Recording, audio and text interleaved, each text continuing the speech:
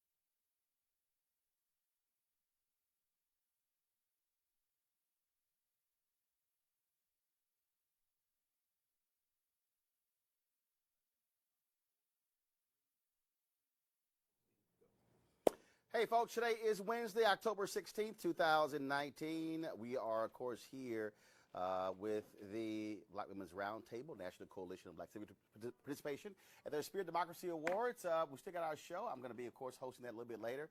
Just off the plane from Atlanta, where we had the National Minority Support Development Council. We live streamed that event today. But on today's show, we're going to talk about last night's debate. How did Senator Kamala Harris do? Clearly, everybody saw that Senator Elizabeth Warren is the front runner because they were all coming after her. And Pete Buttigieg, he's had to get a little feisty last night.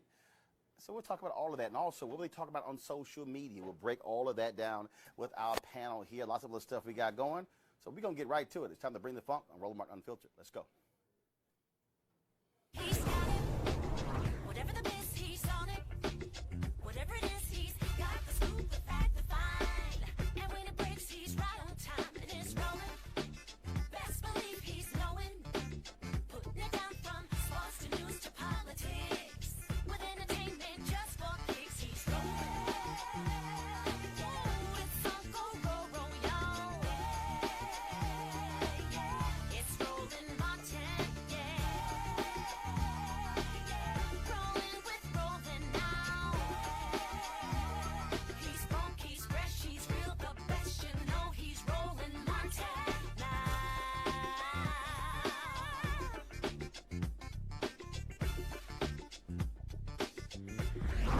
Martin.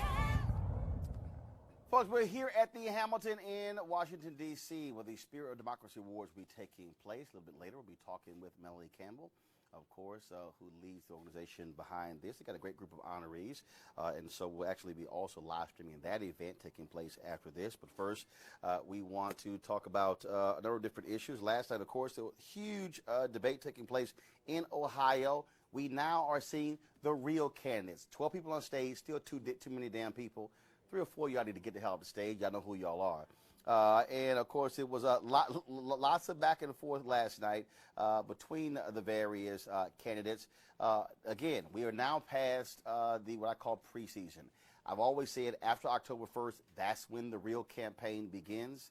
And so you saw that last night, finally, with all of the candidates on one stage together, debating one another, although there were still some issues that took place there that never came up. Stuff that we actually care about took place again in Ohio, Westerfield, Ohio, last night. And so here's a snapshot of what took place last night. Stretch a little bit. Stretch. All right, we'll have the video in 1 second. Again, you had folks, of course, Vice President Joe Biden, Senator Elizabeth Warren, Senator Bernie Sanders on the stage, surprisingly, just a couple of weeks after he had a heart procedure after having a heart attack. Also, Senator Kamala Harris, you had some newbies there. Tom Steyer, who bought his way onto the stage. Must be great to spend almost $40 million in 84 days to buy your way onto a stage, and still nobody knows who the hell you are. Of course, Julian Castro was there as well. Senator Cory Booker, of course, Beto O'Rourke as well. Andrew Yang. What you didn't have is you didn't have, the spiritual one, Marianne Williamson. She did not make the cut last night as well. And so many people say that it actually raised the bar even higher to say that it should be at least meeting 4% threshold in the various polls in order to meet on the debate stage. Folks, let me know when we have the video ready. Again, for the snapshot. So let me just do this here. I'm going to introduce our panel right now. They, of course, will play some of the video. Joining us right now, Monique Presley, of course, a lawyer, crisis manager as well. Also joining us is Lauren Victoria Burke, NNPA, and, of course, Eric Savage Williams, host Savage Politics Podcast. Again, we finally have these folks on the stage together with one debate. Last debate we had one as well, but you still had some folks out there. I still think we're about 3 or 4 a little heavy right now who need to get off the stage, who really don't need to be there. So each one of you, I'll start with you, Monique. Any surprises, anything that stood out last night? Well, the one thing that I was tweeting about that stood out to me was the seemingly inability, I don't know if it was refusal or arrogance, on the part of Senator Warren to just answer basic yes or no questions. It was supremely frustrating to me because on the one hand, I get, okay, she doesn't want to fall for a gotcha concerning taxes and Medicare. People are going to be doing better. Medicaid for all helps. It brings costs down overall.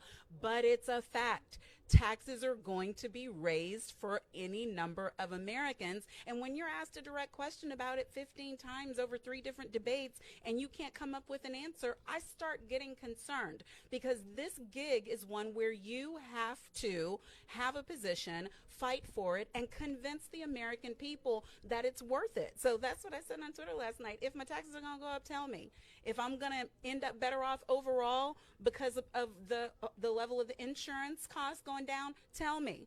If I got to take one for the team and the team is the United States of America, tell me. Americans should not be treated as though they're dumb and they can't handle hearing, yes, your taxes are going to go up, you know, and when you're saying you're using Bernie's plan and Bernie's standing right next to you saying, yeah, your taxes are going to go up. So I was concerned. Yeah, she's a front runner, but she's a front runner who seems to want to be living on her own terms.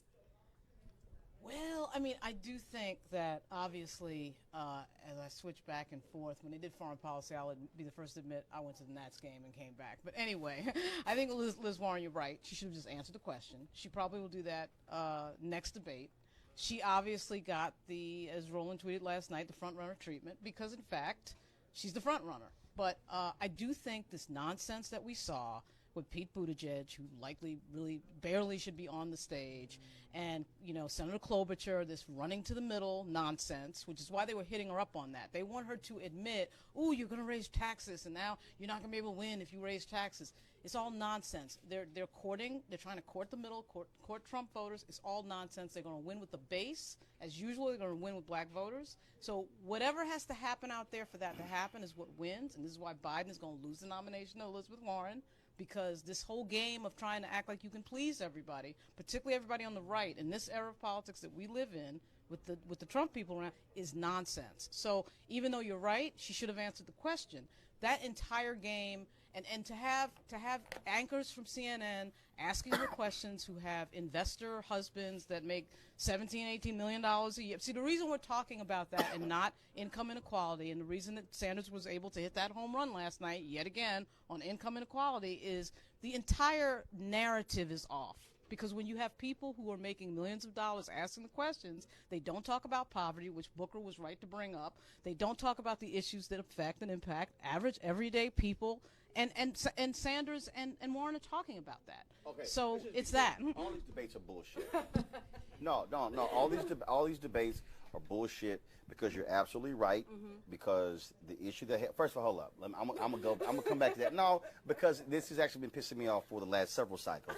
And so, Erica, just your surprise last night, and then I'm gonna explain why these debates are bullshit. Sure. Well, I agree with you and agree with Lori, what you were just saying, that we're in an existential crisis. And so for me, 3 hours of my time for the last question to be about unlikely friendships was a complete waste of time. The field does need to be clear. Who gives a shit about George W. Bush and Ellen? I'm I'm sorry. This is a debate. Right. I'm Yeah. sorry. No, Yeah. I mean, I'm anyway. Yeah, that too. And then it was also an insult to the intelligence and to where we are. We are all adults, and everybody has a real clear understanding of the mediocrity that's leading the country right now. People are ready for change, and so auditions, whoever's the cool kid, all of that needs to be pushed aside. And for me, it feels like it's more than 3 or 4 people that need to drop out of the race. But right now, it's decision now. See, I guess CNN has to get their sound bites in, which is why Biden got questioned about his son. That's That's all nonsense. That's all for nonsense. so for all Well, of that you- interview should not have cares. happened. So for all of that people, interview should for not all have the happened. people who are watching at home, so let me explain to you the bullshit game, okay? And I was trying not to cuss these people out, but I'm left with no choice. You're absolutely right. Every single one of these networks, what they are desiring, they're not actually desiring what other issues Americans out there care about, but they actually, what is the moment that's going to get replayed on all of the other networks is a whole branding opportunity. So, for instance, I don't believe healthcare has to be a part of every debate. Right. It doesn't. If there have been, but this is what, the fourth one? Fourth one? And it's been the first 3. To me, you can wait for the next one. You have not had, I saw it was a tweet that was sent out by one of the voter experts. He said 31 consecutive debates now, nothing on voting rights. Nothing. You're right. You're never going to hear any of these people asking questions about housing. You know why? Because they're all making several $1 million. So they're not going to talk about the home foreclosure crisis and how black people lost 53% of all black wealth due to the home foreclosure crisis, and what Latinos lost as well, and how these banks are selling blocks, 20 and 30 and 40,000 homes to hedge funds, and now people are renting. Nope, that's not going to come up. Right, right. And then they get accused of going off script. Right. But the only way you can talk about it is to go rogue. The And- way and I think what the Harris Candace- had to about reproductive rights, Cory Right. Booker had to do it about poverty. Somebody else had to do it about one of the other topics. But they all would try to treat the ridiculous question and then slip in the but why. Even if you're going to talk about health care, why aren't you talking? It doesn't have to have the same treatment. You know, see, it's the not fact the that same you've got a overall. guy just- sitting on the stage. Here, the volume is low on the live stream, so we can boost the audio. It'd be great. Go ahead. The fact that you've got a guy sitting on stage, which is a multi-billionaire, no problem with that, right? He has the right to participate just like anybody else. So the fact that he has money, the fact that Tom Spire has money is not a bad thing. But the fact that you've got that guy standing there represents the whole problem. And, of course, the anchors don't reflect average American salaries. So you're going to get no questions. You know, we're sitting here with 45 million people in poverty, and you can't get a poverty question. No, you can't get a voting right question. You are never going to get a poverty question because, again, that's not going to happen. You're never actually going to get a public education question. Right. You're not going to get that. The only reason charters came up in the last debate, frankly, again, because Kenneth Kansas brought it up, and that's why I say these debates are bullshit. Which is why you have different groups having their own town halls to be able to address these issues. But that is the deal, which is why you're not hearing these issues on these networks, okay? Because, and again, who's deciding it? I'm telling you, I spent 6 years at CNN. I know the game. I know the individuals who get in the rooms, who are deciding these things. Very few people who look like us. Matter of fact, congratulations to Emily. Finally, CNN got a black executive producer of the Situation Room. But trust me, the people in the room, they're not black. These issues are not going to come up. They're not Latino. And what's frustrating is when you go outside. Okay, sure, you're going to have questions talking about Syria comes up. Okay, I would love to hear somebody actually ask one day to the candidates.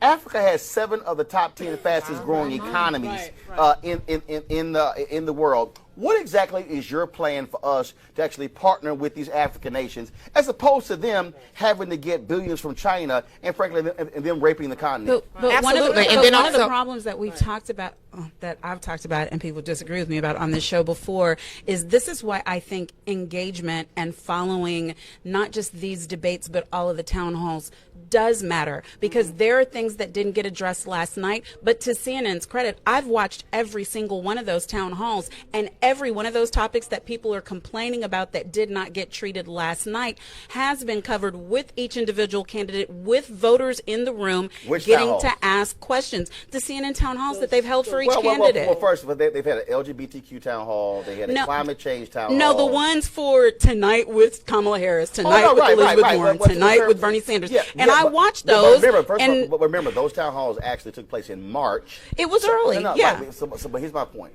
Yeah, in those individual town halls. The difference, though, with the debates is that it's a much bigger and broader audience. Yeah. And again, the goal of the people putting these on is exactly what you get. And what you're not, and also like the whole partner deal. So, for instance, the next debate, November 20th. Okay, I love how the DNC says it's going to be in Georgia. No, it's not. It's going to be in Atlanta. Like, where in the hell else are you going to have a debate in Georgia other than Atlanta? Okay, I'm right. Seriously, I'm just saying. All right, that's first. Okay, so here's what's interesting. So the debate's going to be on MSNBC. So the partners are MSNBC. The co-hosts of the debate are MSNBC and the Washington Post. Right. Then they have as a partner Urban One, but it's going to be on the Radio One stations and the digital platforms. I'm sorry, that does nothing for me. Okay, no, because I'm sorry, Urban One. If you're not going to have somebody from the company actually asking questions, what the hell is we the don't whole have a point? voice. What's the point? And I think the Guess other what? Jorge Ramos was sitting at the desk He was. at the ABC debate asking questions. So it doesn't mean anything to me to have a black media partner, and you don't have. And so again, maybe they're going to have somebody on the stage. I don't know if that's the case when you ain't got no news. But again, my point is, this is where we have to have, and that's why I keep calling out these 8 black networks that are doing 1,344 hours a week. The fundamental problem that we have is, here's the other piece. You can't convince me why they came together and say, we're going to do the damn thing ourselves. Okay? You don't have, it doesn't have to always be ABC, NBC, CBS, MSNBC, Fox News. Well, they're not getting into Democrat debates, and CNN, because they are the ones who are setting the tone. They set the coverage tone, they set the focus tone, and that to me is a problem. Erica, go ahead. I was just going to say, and then also for the Democratic Party, look at who your people are. It made no sense that we went well into almost the second hour mark before there was any conversation around the last police shooting that we have. And not saying that that is all of the black community, but because the lion's share of Democratic voters are black women, are black people, there definitely should be from the Democratic Party leadership more of a push and more of coverage and more conversations around the issues that directly impact our communities. It's, all of these different town halls, you'll follow it, Monique. I'll follow it as politicals, like we'll follow that. But for the American public who have families, they have children, they're tired, they're like, show me, give it to me, and they want it. It needs to be boiled down to these are the boilerplate issues. We hear you, we see you, and then converse about those. This is why control matters, because the individual who is controlling the debate, they're the ones who are determining what gets asked. And that is actually what sets the stage. And look, the debate, first of all, this is like big debate one, there you go. But the other issue, again, which goes to who is asking the questions Monday, Tuesday, Wednesday, Thursday, Friday, Saturday, and Sunday, because that also sets the agenda. And so to me, that's also sort of what's driving this. I think that's also what you see with the frustration there. And the whole point is also, okay, what's the entertainment? Can I get that moment where Biden is fighting with Warren, and so, ooh, Biden got real loud and was talking down to Warren, and then she said, thank you. It is all designed for the entertainment game, as opposed to, no, we're dealing with what is real. I would have loved to hear, and again, I would love to hear somebody ask a question. So, should Trump have given the farmers $28 billion in welfare? I'm going to call it welfare. Right. Okay? Right. That's free money. Right. $28 billion, which is twice as much than the bailout was. You can have a farm subsidy question all night at some of these debates. And the fact that they could talk about Syria for longer than we can talk about things that actually impact the United States of America in terms of how the money moves around, how the allocation is, whether it's farm subsidies or affordable housing or food stamps or anything like that, is incredible. It really is. Did I miss it? Did the NBA and Hong Kong and China come up? Like, how in the hell did you miss that story? I mean, it was kind of a big story in the past week. Right. No, that's right. That's right. Well, the fact that we got, 10 questions in a row about whether or not Elizabeth Warren was going to tax the wealthy, that we had 8 questions in a row about, are you going to tax wealthy people? I mean, how much of the population is impacted by that? The people who are asking the questions. Exactly. And I'm not a huge Bernie fan, but the fact that he has changed the conversation about that, I think, is really meaningful. But I got to credit some of the other candidates, too. They tried to get in there. Booker tried to get in there with some reasonable discussion about something that wasn't.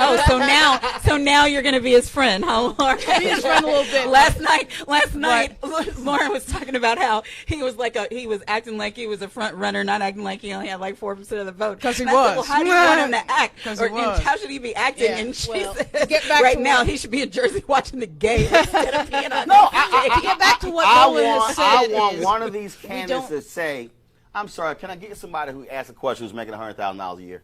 I know. How about or $50,000 a year? No, I'm just because I'm telling you. But that's why the audience. That's why the audience. That's is a big when it's deal. important to have half and half. Okay, but were there audience questions last night? No, of course not. The structure was off in a number of ways. Because the only I'm telling you, these debates are designed to showcase the network stars.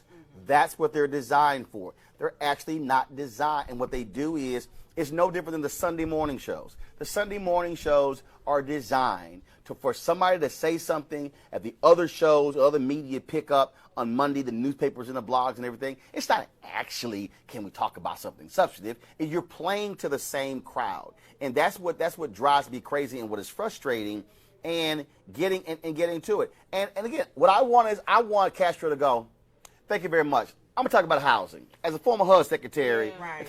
And then they go, sir, ask a question. No, because you know what? You keep asking the same damn question. One thing I will say. I'm sorry. Go roll. That was actually a good thing last night is that the moderators did not force them to answer, so they just sort of talked about whatever the heck they wanted to talk about. You're right about the Sunday talks, but that's starting to break down a little bit. I happened to be in an event last night and talked to Chuck Todd, and you noticed that interview he did Sunday with Senator Johnson where he just basically broke fourth wall and said, this is nonsense, and I'm breaking out of this. And that's happening more and more. It's about time. Well, That's been long Chuck overdue. Todd, you can't That has count been on long him. overdue, Chuck.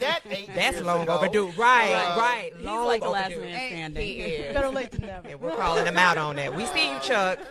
I got to go to a break. We come back. We're going to talk with Melody Campbell. Also, we're going to talk with a group that was actually monitoring social media and to give you guys a sense of what people were talking about on social media as the debate was unfolding. You're watching Roland Martin Unfiltered. Back in a moment. You want to check out Roland Martin Unfiltered? YouTube.com/Roland S. Martin. And subscribe to our YouTube channel. There's only one daily digital show out here that keeps it black and keep it real. It's Roland Martin Unfiltered. See that name right there? Roland Martin Unfiltered. Like, share, and subscribe to our YouTube channel. That's youtube.com/Roland S. Martin. And don't forget to turn on your notifications so when we go live, you'll know it. All right, fam, it's almost that time. The holiday season, of course, is, for many of us, the favorite time of the year. Now, whether you celebrate Halloween, Thanksgiving, Ramadan, Christmas, Kwanzaa, New Year's, all of these, of course, from October to the end of the year, this is when you think about spending time with the people you love the most. This is also the time to count your blessings and support those less fortunate and look at how you can have an impact on their lives. Well, I have the perfect opportunity for you to be a holiday hero. Have a major impact on other families. Here's the deal. Right now, hundreds of thousands of Americans are sitting in jail without being convicted of a crime. Why? Because they lack the financial resources to pay their bail. Now think about it. If you are arrested for any minor offense, you'll be taken directly to jail. If you don't have bail money, whether it's a few hundred or a few $1,000s, you will stay there until a court date is scheduled. Now that could be days, weeks, or even months. America's bail system is broken and has created a two-tier system of justice, one for the rich and one for the poor. Folks, freedom should be free. That's why the Ebony Foundation is partnering with the Bail Project and is sponsoring the Home by the Holiday campaign. With your help, our goal is to bail out 1,000 people by New Year's Day. Now, how's that for a holiday gift? A donation from you can change someone's life tomorrow, and here's why it is critical. People of color represent upwards of 90% of the jail population across the country. It ranges from 50 to 90% depending upon where you are. Of course, then when they stayed in jail, 90% of people with misdemeanors ended up pleading guilty. However, when bail was paid, 50% of the cases were dismissed and less than 2% received the jail sentence. Sometimes justice needs just us to join the fight. Folks, you can be a holiday hero by donating $25, $50 or more to help the Ebony Foundation bring our brothers and sisters home for the holidays. To donate, go to homebytheholiday.com. That's HOMEBYTHEHOLIDAY.com. And of course, the Ebony Foundation is tied to Ebony Magazine. And so we certainly appreciate the work that they're doing to assist those who are most in need. All right, y'all, 22nd Annual Spirit Democracy Awards taking place here at the Hamilton in Washington, D.C. First of all, why Melody Campbell going to give me this little bitty ass? Zoom in, y'all. Zoom in. Melody actually gave me this. Keep zooming. You can read it now. You can't even read. Y'all, keep zooming. Y'all see this little bitty ass print? No, keep zooming. That's the fault. See, we can't even zoom in anymore, and you still can't read this little bitty ass print. I'm like, come on now. I'm just saying. And so Melody Campbell joins us, National Coalition of Black Civic Participation, a couple of honorees who are with us, Christine Chin, as well as, again, hold up. Damn, I know that, Alonzo Bird. How y'all doing? Glad to have you here. Thank you. First off, Mel, I got to ask you, again, debate was last night. Did you hear anything of interest to you? I would say I wasn't able last night, honestly, to watch the entire thing. But from what I did see of it last night, I was listening to you earlier, conversation, and I what frustrated me was the lack of getting to some other kinds of questioning. And when you talked about the whole question, around everybody with money, that's real. And so part of the challenge I think that we have to find is to find a way for our issues to be out there. You talked about affordable housing. We did our Essence poll, Black Women's Roundtable, and for millennials, that's like a critical issue. The impact of gentrification. If you want to talk about wealth issues, it is not just about affordable health care, albeit that's important. It's all these other kinds of things that are having a major impact in urban and rural America. That's both of you. Are you hearing what you want to hear? Well, for the Asian American Pacific Islander community, a lot of it is about whether or not the candidates and the parties are doing early outreach and engagement with the communities. I will say this round we're seeing a little bit more movement because finally candidates are meeting with the Asian American community in Nevada and also Iowa. Like they actually finally realized that there are Asian American voters in Iowa, right? But even in Ohio, that's actually my hometown, Westerville. I grew up in there, and one thing I wanted to really tout with everyone was that, Columbus, if you add up the African American community, the Latino, Asian, the growing Somalian and Nepalese community, that makes up 40% of Columbus, right? Those are new potential voters that they should be going after. So it's no longer just about white America, like what I used to grow up in Ohio, but it's actually a lot more diverse. Well, Roland, like you, I was watching the baseball game yesterday, but my St. Louis Cardinals. My Astros won. First of all, you just said my St. Louis Cardinals? My St. Louis Why Cardinals. in the hell would you bring up the baseball game when y'all got y'all asses swept? We got swept, but swept. They beat y'all like y'all were named Precious. But there's only two teams that you can really talk about World Series, though, right? Who? The Yankees and the Cardinals. How so? The Yankees got 26. We've got 12. See, you sound like them. I'm just saying. You sound like them just saying. Yankee Lakers fans. No. When y'all can't talk about present day, y'all got to try to go historical. Yeah. Y'all didn't lead in one game. Hey. They beat the hell out of y'all. You might want to focus on a debate you didn't see. Things happen, but hey, we'll be there next year, as we will. The Cardinals. Yeah, okay, Who else? all right. Come They on. beat the hell out of y'all. You got a St. Louis guy 4 here. straight. 4 4 straight. It happens. What happens? It happens. No, don't look at me. My Astros won. Hell, at least we know how to win a game. Hey, okay. Well, back to the debate. Yeah, there you go. I'm trying to. You the one. Hey, I didn't bring up St. Louis. From what little bit I saw, there's still too many people on the stage to really have some really, concrete conversations about the issues of the day. And the reports that I've been seeing in the media and social media is basically about what wasn't asked, what questions did not get addressed, whether it was climate change and I heard you just talk about, African American issues that pretty much were not addressed. So, those debates, when they get down to 4 or 5 candidates, I think we can have some real discussion about what's what. Right now, it's just a free-for-all. Again, this is still, I would say that this is sort of like the first couple of games of the season. Everything changes when you go to November, when you go December. Frankly, I'm going to start cutting people off who are not serious candidates. Right. I'm sorry, you're polling at 1%. You ain't got a shot. Why are you there? You don't. I mean, you just don't. I mean, and I get everybody talking about, but you might. No, you don't. Right. You don't have a shot. And so we can see them and be nice about it. But I think as we get into it, I think you're going to still see the vigorous debate. But I still think, though, that it will be the external events, the other town halls, the other forums, where that will be issue specific. Right. That will be able to force the candidates. Like, for instance, I'm working on town halls with different candidates to be that's specific to black men. Right. Because again, there are issues that are there that folks don't want to deal with, and black men are saying, I'm not hearing this stuff. Right. Well, just follow black women, follow our lead, do it. And I'm glad you're doing it. Follow y'all lead. I'm just saying. I ain't got to follow y'all, right? I'm just saying. Oh, right. Follow your lead. No, I got this. I'm good.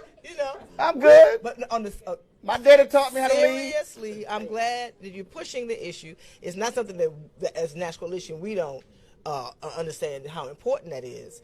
That if you're going to go after, we do know black women we do drive the vote, but everybody, you need all the black vote. Plus, if you think you're going to win the primaries, and so and when the dust settles and all of these debates get February, when you get to South Carolina, that's when the real deal starts for black folks, right? And so that's what I keep telling folks. It's like, yeah, a lot could happen between now and then, but you better be talking issues that we care about. What I ask each one of you this, and that is, again, what still drives me crazy. How do you have debate? Voting rights does not come up. I mean, here you have a Supreme Court decision that gutted Voting Rights Act. Now, of course, they're trying to even go up to Section 2. So you can completely obliterate the Voting Rights Act. And it is as if, no big deal. And the problem I have is that what mainstream media does, they focus on the voting issues after the election.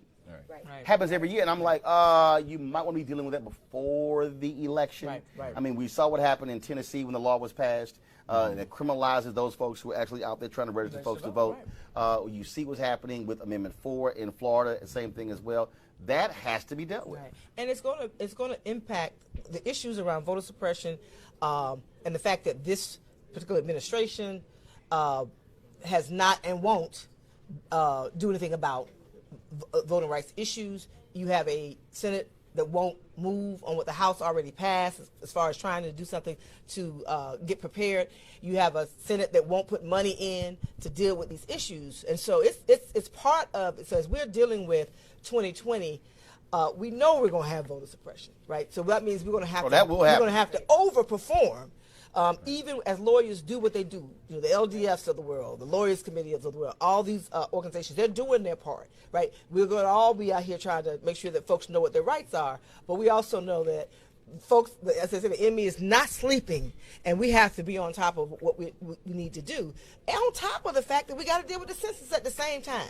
In the first 6 months, I keep telling folks, look, in February, you start the primaries. That goes all the way through. In March, you start the Senate. And all of it, as you have said quite eloquently, it's about money and power. Both of them are. And so a lot is riding on this. And so thank you for all you're doing and pushing and making sure brothers follow the sisters. Thank you. Yeah, and and the media, and the media and the community really does need to start talking about the changes in the voting rights, especially state by state, because it's so confusing in regards to what's applicable to you. But then it's also true with the census, right? Especially, for the census, we're supposed to count everybody, right? But then for the primary, some states is like, oh, is it open or closed primary? Do you have to re-register? It's only for 18 years and older who are U.S. citizens. So we have multiple messages going out there, but it's all happening at the same time. Roland, I think the basic issue is about education. What are we doing to educate our people, our young black men, on the importance of voting? I mean, do they know the people who lost their lives for them to have the right to vote? Do they know about bloody lawns? Do they have a perspective about the history and why it's important for them to vote? I'm not sure. Does it need to be in some type of hip-hop song that they get the message or something? Where are they getting their information about the critical need to be a participant in today's voting? I'm not sure where they're getting that from. Well, again, we got time. Still time running short, which is one of the reasons we created this show, the opportunity to be able to share these issues and share with folks. So looking forward to the award. Congratulations on you being honorees. Thank you. And so it's going to be a good night. Melody, thanks a bunch. Thank you, Roland. Appreciate it. All right, folks, got to go to a break. We come back. We're going to talk about what folks were discussing socially with last night's debate with a group out of New York, and also be chatting with Leah Daltrey as well as Tommy Dortch. Coming up next, right? Roland Martin Unfiltered, broadcasting live from the Hamilton in D.C., site of the 22nd annual Spirit of Democracy Awards. Back in a moment. You want to support Roland Martin Unfiltered? Be sure to join our Bring the Funk fan club. Every dollar that you give to us supports our daily digital show. There's only one daily digital show out here that keeps it black and keep it real as Roland Martin Unfiltered. Support the Roland Martin Unfiltered daily digital show by going to RolandMartinUnfiltered.com. Our goal is to get 20,000 of our fans contributing $50 each for the whole year. You can make this possible. RolandMartinUnfiltered.com.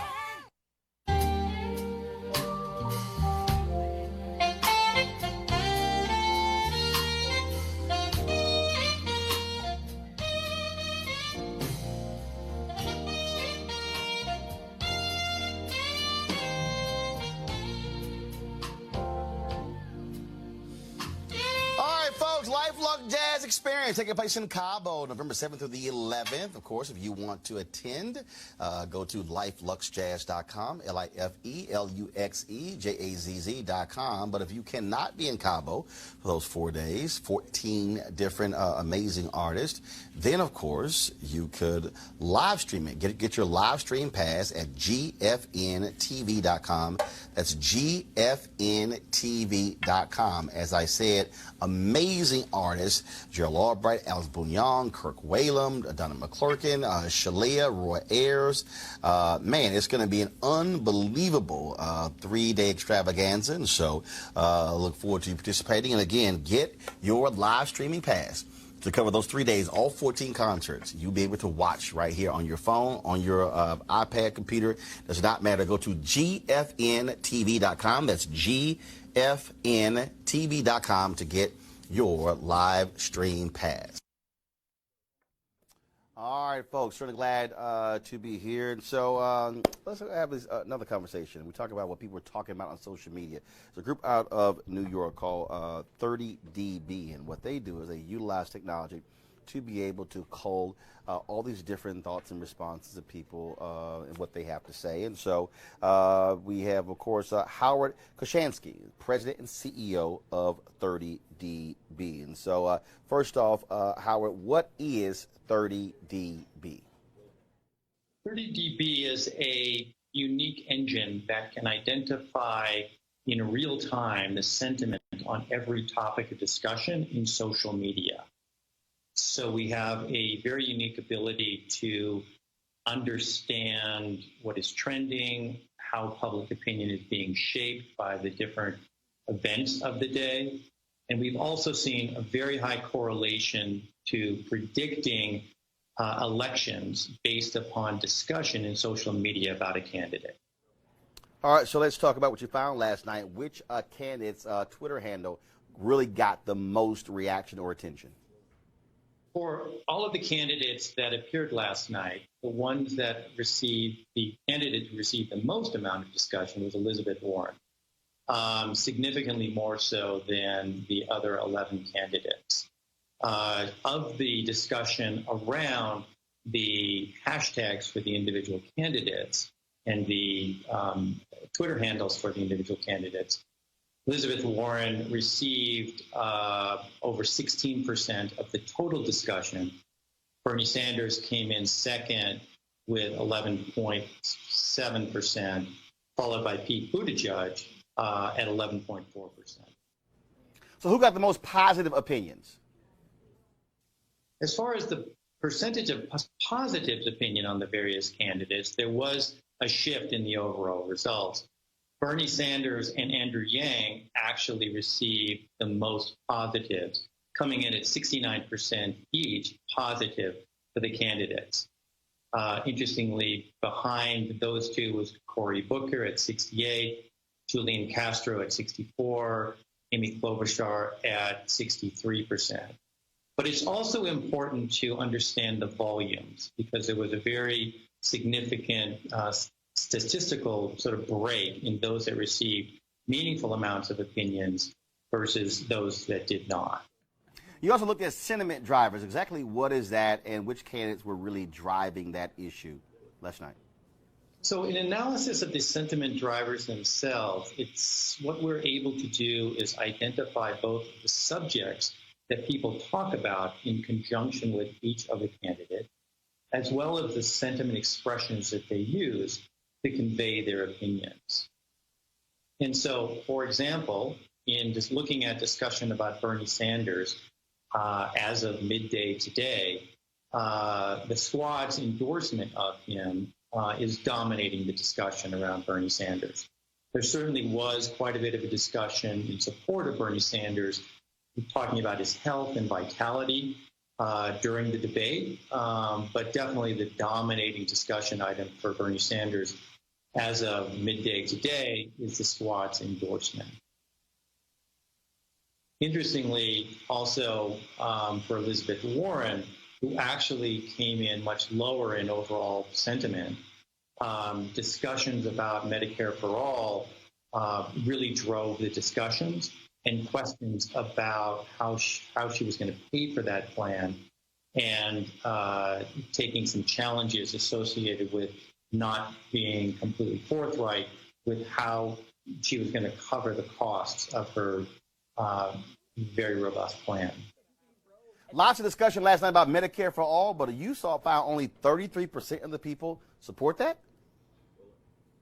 Yes. As of today, as of midday today, social media is only 33% positive on Medicare for all, and the volumes are actually very robust.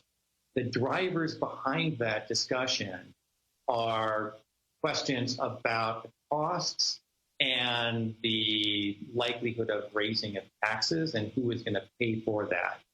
The debate last night obviously focused very intensely on this issue and raised a number of questions. Bernie Sanders acknowledging that there would be raises to the middle class as well, but also Elizabeth Warren's sort of dodging of who was going to pay for that expense has focused the discussion today around Medicare for all. The other point to understand is that Medicare for all is a very broad-based discussion item, whereas discussion for an individual candidate may be focused a little bit more heavily on this from the supporters of that candidate, especially if that candidate has not yet broken into sort of the national discussion. A good example of that might be the high positives for Amy Klobuchar yesterday, but she had relatively low volumes. In comparison, looking at Medicare for all, that is a topic of discussion that is receiving a lot of discussion across the spectrum of all voters that are out there today. And as our results show as of today, and these are for today, the discussion is actually more negative because of the question of cost associated with the program. This is a meaningful dip. Normally, Medicare for all comes in pretty close to 50-50, but it's a very interesting dip in sentiment today, and it'll be interesting to see if that rebounds quickly after discussion for the debate subsides. All right. Did you find that people actually gave a damn about all the madness surrounding Donald Trump? So in looking at results for Donald Trump, we find that analysis of his Twitter handle, @RealDonaldTrump, is the most accurate predictor of how people vote. In the 2016 election, we were actually able to predict Hillary Clinton's margin of victory in the general election based upon analysis of Twitter handles. We also saw in the 2018 midterms, we were able to predict results, who was not only the winner, but actually the margin to victory for a number of candidates who won, but polling actually predicted were going to lose. With respect to Donald Trump, what we're seeing today is a dip down in negatives. He is currently at 33% positive for his Twitter handle. And the discussion is really focusing around the three major subjects that you raised: impeachment, and obviously Ukraine associated with that, and then the activities in the military withdrawal in northern Syria and the impact on the Kurds and the sort of Russians moving into that space. This is a meaningful drop in positive discussion for the president. We normally see that sentiment for his Twitter handle hovers relatively close to where the overall sort of approval ratings are, in the sort of low 40s. But this is a very meaningful drop in discussion because of the discussion around these three primary areas. So last question, can you, based upon the research, studying social media, studying with all your algorithms there, can you predict who will win the presidency in 2020? We will be happy to do that once we are able to sort of get into a head-to-head comparison. Right now, we're focused obviously on looking at the individual candidates. As you've seen from the overall sentiment as of this morning or as of midday today, all of the Democratic candidates fared better than where Donald Trump is as of today. Obviously, there's a long way to go before the election, but we're pretty confident that if the results hold consistent to what we've seen in elections, we'll have a very, very good handle on who will likely be our next president. All right, Howard, 30 dB. I appreciate it. Thanks a lot. Thank you, Roland. Appreciate the opportunity to be on. All right, folks, and so we'll be going back to 30 dB after each one of the debates to get a sense of what's happening there on social media. All right, let's go back to our panel here. So let's talk about this here. So I literally landed by 4:30, raced over here, and I am listening to Sirius XM, and apparently Crazy Land was happening at the White House. And so apparently the orange one was meeting with Democrats and Republicans over this whole Syria issue. And a fool showed up.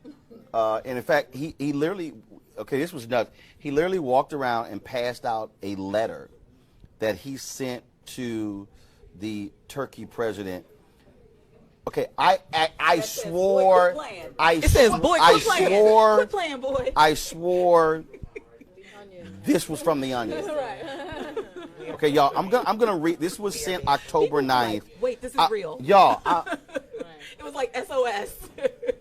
Y'all, wait, this is real. If there's somebody who is voting for this man, they're sick. Okay, this is, y'all, I'm about to read the letter. It was dated October 9th. The whole letter? And it was sent to the president of Turkey. Okay. Dear Mr. President, let's work out a good deal, exclamation point. That's the opening sentence. You don't want to be responsible for slaughtering thousands of people, and I don't want to be responsible for destroying the Turkish economy, and I will. I've already given you a little sample with respect to Pastor Brunson. I have worked hard to solve some of your problems. Don't let the world down. You can make a great deal. General Mazlum is willing to negotiate with you, and he is willing to make concessions that they would never have made in the past. I am confidentially enclosing a copy of his letter to me just received. History will look upon you favorably if you get this done the right and humane way. It will look upon you forever as the devil if good things don't happen. Don't be a tough guy. Don't be a fool, exclamation point. I will call you later. It's childish. It's childish. And it's dangerous. It's dangerous. It is childish. It is kindergarten. Okay. And you're right. If you're voting for that, then what exactly are you thinking? You're nuts. You know, that if that's what you're supporting, if that's what you can defend, and quite frankly, Congress came back this week and they're on the trail. You know, they're running around trying to defend this again. At some point, some sort of self-esteem has to set in. Okay, you cannot defend this. Nancy Pelosi walked out of the meeting and she said she's praying for Trump's health after a very serious meltdown. So here's where we are. Family. No. But now we need to turn our attention to his health. No. So praise, worship, prayer, that's it. Listen, again, we are in an existential crisis and of nothing to say about who is or who isn't a Trump voter. Democrats need to talk to the folks that have damn sense, and that is their base. This is how we're going to win elections, by encouraging, by motivating, by talking to the people who are the bellwethers of this country. Who Donald Trump is beyond crazy, but he is in the office because 53% of white women put him there, and so did white men. We need to definitely shift the focus to who the people are that are actually going to push this country in a much better direction, and that's black voters. In the Constitution, we do have the fitness to serve. I mean, there is an argument to be made that he can no longer serve as a coherent chief of this country. I mean, that people can make that argument, and I'm surprised, given the impeachment effort going on, that they have not brought that up. Because that's a serious thing. But that can't be done by the House or the Senate. That requires internal action through the chain of command of his appointees, and every person. And they have no guts. No, it's not that. Anybody that gets close enough is fired or resigned. Anybody that gets to that edge where they're like, whoa, this is the one moron too far, the next thing you hear is that it's been a pleasure to serve. And Well, there's right. a reason for that. And I agree with Erica, but I disagree in that it's not stupid people. It's arrogant, ego-driven, care about myself people who don't care anything about how crazy this man is until it lands at their front door. Right. The Republicans have zero incentive. There's no bottom. They will wallow in pig manure. Sure, and I but- guess but what here- I'm but here's why, but is here's that why. while that's But- happening, but- we're suffering. No, but see, but at here- greater and greater no, levels they don't every care. day. They don't care. They don't care. No, because but here, the message so has to be here's to them so that it's so gonna here's affect the money so here at the end of the day. here's what's happened on the Republican side to explain why they have no problem with Donald Trump. First of all, let's be clear: House Republicans and Republicans in the Senate know he's stupid. They will admit he's nuts. In private. But this is what Donald Trump is giving everybody. Donald Trump is giving the business interest, got your tax cuts, we're destroying regulation, we're getting rid of all this environmental protection stuff, they're going to do whatever y'all want. They're happy. He talks about military industrial complex, $700 billion extra given to the military. They got no problem with it. Then you have the social conservatives. Donald Trump has said, look, I don't really care about this. Pick whatever judges y'all want. And they like, cool. So every Republican constituency is perfectly happy. They know he's nuts. They know he's batshit crazy. They know this. But their whole deal is, we getting what we want. Say, dog, we good. But that's not the broad majority of Americans. Like, that's the point that needs to be drilled home, right? So that, except for those people that are in that class, everybody else is going to suffer substantially. And now They don't care. Right, but they need to. They don't care. But they need to. No, they have no problem with 4 more years of this. Mitch McConnell, and this I'm telling you, all you punk ass Democrats, y'all need to understand the court system. I keep saying this, and Republicans vote because of the courts. And all these Democrats get on my nerves not understanding what's going on here. They have no problem with 4 more years of Trump and Republicans running the Senate, because at the end of 4 more years, if he wins, they will have likely appointed upwards of 500 federal judges who will be there for life. And lock none of them in. are old. No, None of them are they old. are 35 to 40 years Yes. old by design.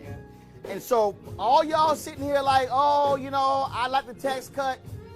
But the people who've been ruling on civil rights, on the environment, on all these issues in the courts, that's what we're dealing with.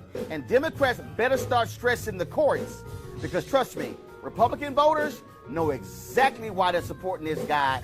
And that's why they don't care. They will take madness. They will take all of his nuttiness as long as they got the courts, as long as they can control the financial sector and get rid of any regulation, and as long as the military folks like keep sending all that defense money, because we're all happy. That's what's going on here. And in the areas where, which I don't know if people know, but like the District of Columbia, where highly liberal of color district, in the areas where they can't get in judges that they want, that they think can be approved, they're holding up the nominations. I have people I know personally who I graduated from law school with, who when the White House runs out of time for approved candidates, then it's the DC Superior Court Board that gets to nominate, and those nominations have been lying vanquished in flux for over a year now. Yep. So there are openings on the federal bench for DC, there are openings for the local bench for DC, and there are qualified candidates who have been fully vetted who have not gotten a hearing. Right, So, and they're not going to get that shot. Yes. All right, folks, got to go to a break. When we come back, we're at the 22nd Annual Spirit Democracy Awards.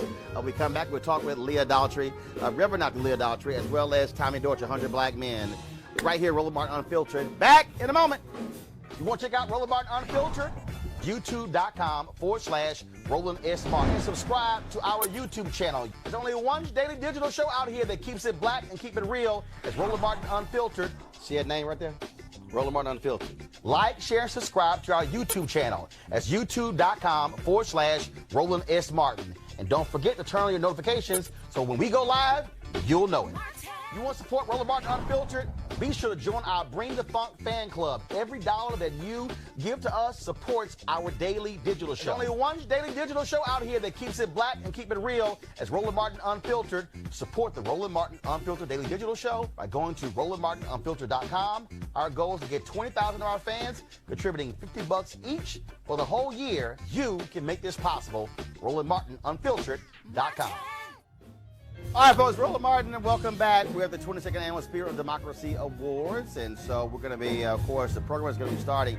And I'm going to be co-emceeing the event again this year, and so we look forward to that. We'll be streaming the whole event, and so we're looking forward to that. Right now, though, I want to chat with a couple of folks who are not newbies to this. Of course, the chair of the board there, Tommy Dorch, 100 Black Men out of Atlanta, and also Reverend Leah Daughtry here, a longtime top official with the DNC. Glad to have both of y'all here. So, Leah, I want to start with you.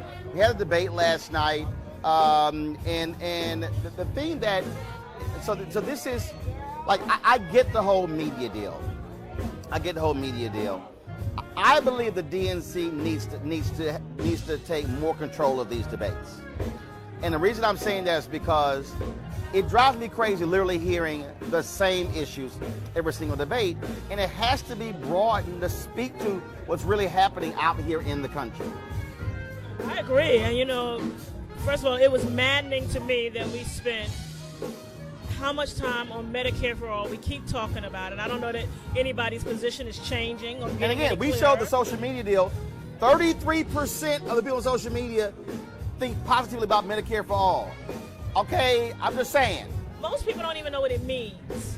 And then, the last question, what's your most unlikely friendship? I'm like, really? We haven't talked about voter suppression. We haven't talked about income inequality. We haven't talked about, in any real depth, gun violence. And we're talking about what was your most unlikely friendship? It was ridiculous. So I totally agree that the DNC needs to take control. I'm also personally miffed that of the 6 debates, we've only had 1 black woman serve as a moderator.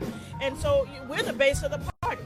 We're the backbone of the party. Why aren't our voices at the table when it comes to the issues and the question and the people asking the question? And that's where Tom Perez needs to say, hey, this is our stuff. This is our stuff. Now, y'all want to pick the moderators? We better see some people of color there, absolutely.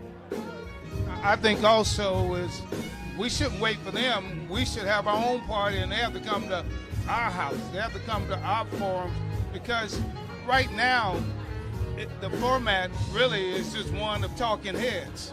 And so I think as we talk around with the leadership in this country and our communities, with our faith communities, with our community-based organizations, with our women groups and youth groups, we need to have our own and say, okay, you come to us and we set our format. We have our Roland Martins and all up asking the questions, because right now they're so scripted.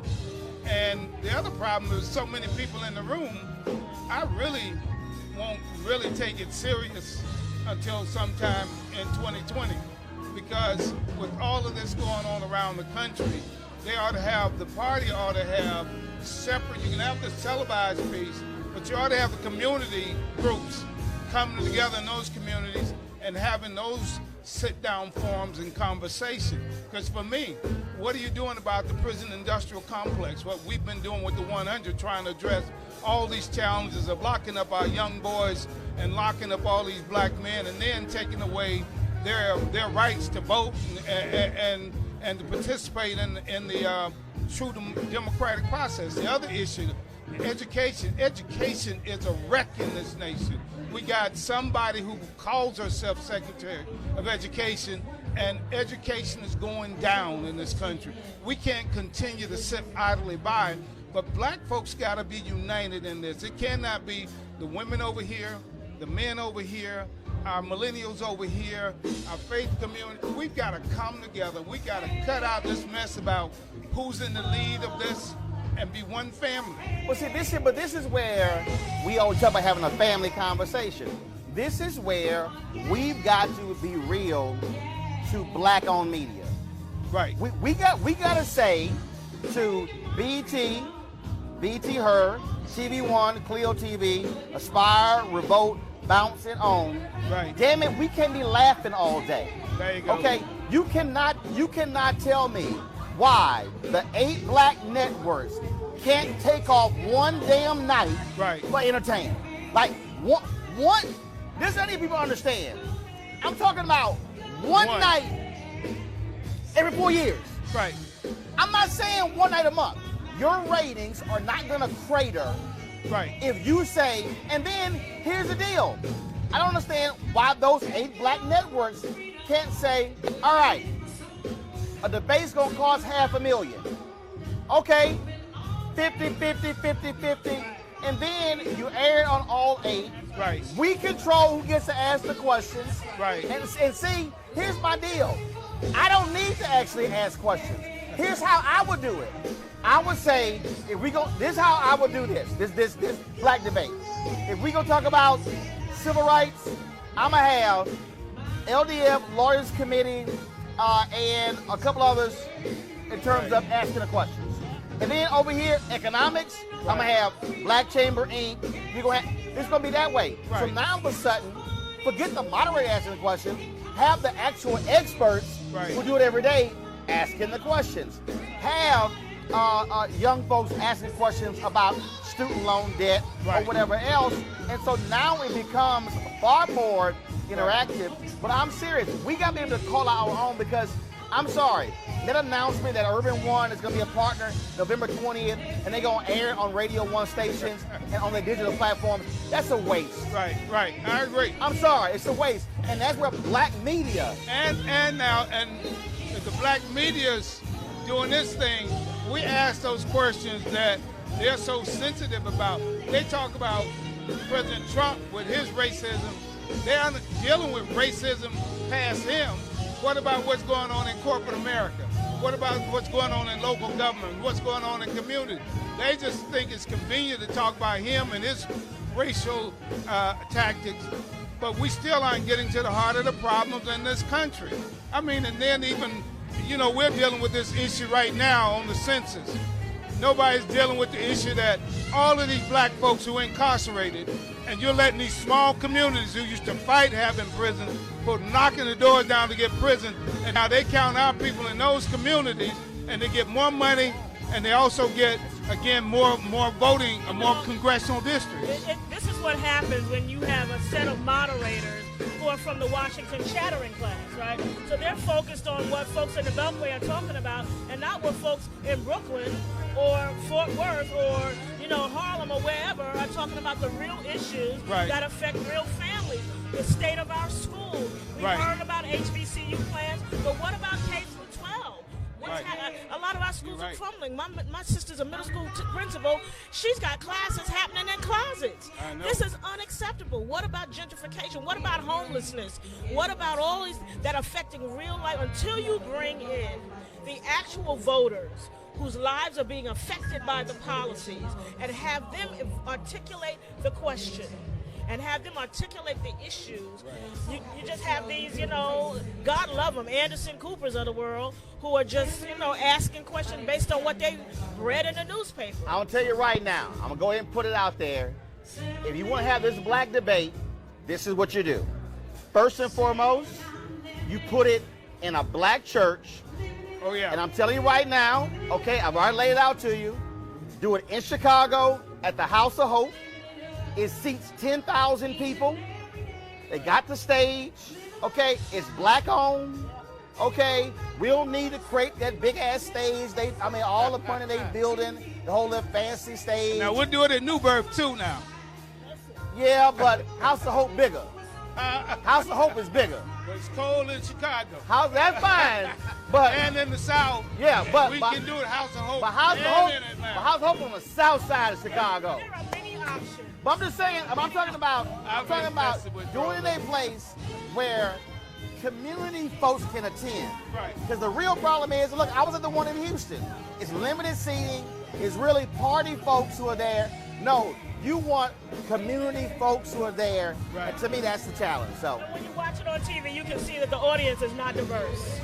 is a bunch of white folks Right. who figured out a way to get a ticket. And so you don't really have the community and the real voters in the audience. Right, absolutely. So that's a throwdown challenge. I want to see it happen. All right, looking forward to the program. Leah, thanks a bunch. Good seeing you. Tommy, thanks a bunch. Always good to see Hey, you. folks, we got to go. Don't forget to support Roland Martin Unfiltered by going to RolandMartinUnfiltered.com. This is black-owned, black-controlled. We need your support to make this happen. Okay, this is not about corporate-owned, and so we need our folks funding our news as well. And so go to RolandMartinUnfiltered.com. You can pay via Cash App, PayPal, Square. That's what we need. I told y'all, if 20,000 of our donors, people who watch this show, gave $50 each for the whole year, $4.19 a month, 13 cents a day. Show is paid for. We can travel around the country. We can do town halls. We can cover stuff. That's what we're trying to do here. So we want you to support us. Go to RolandMartinUnfiltered.com. All right, folks, tomorrow I'm going to be broadcasting live from the Smithsonian Museum, National African American History and Culture, because American Heart Association has their Business Accelerated program, which I'll be emceeing as well. So we'll be there tomorrow as well. And then don't forget, Friday we'll be at Lewis Carr's Men's Conference in Chicago. So a busy week for us at Roland Martin Unfiltered. So I got to go. I'll see y'all. We'll be live streaming the Spirit Democracy Awards. So I'll see y'all on stage in a bit. Holla!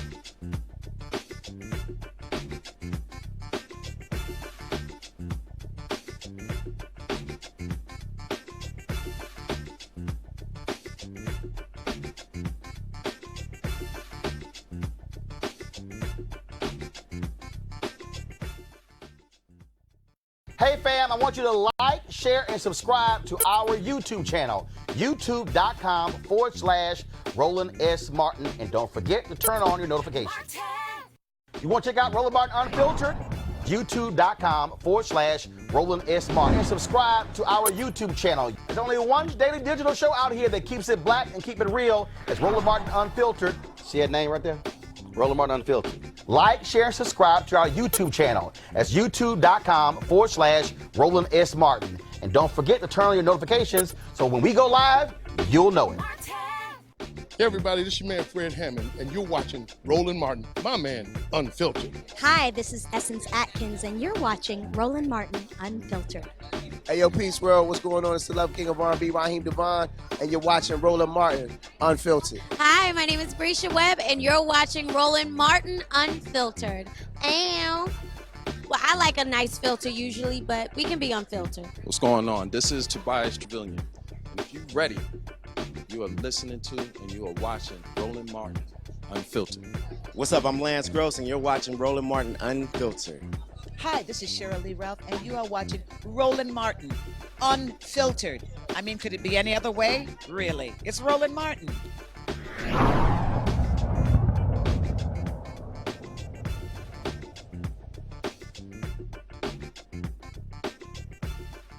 You want to support Roland Martin Unfiltered?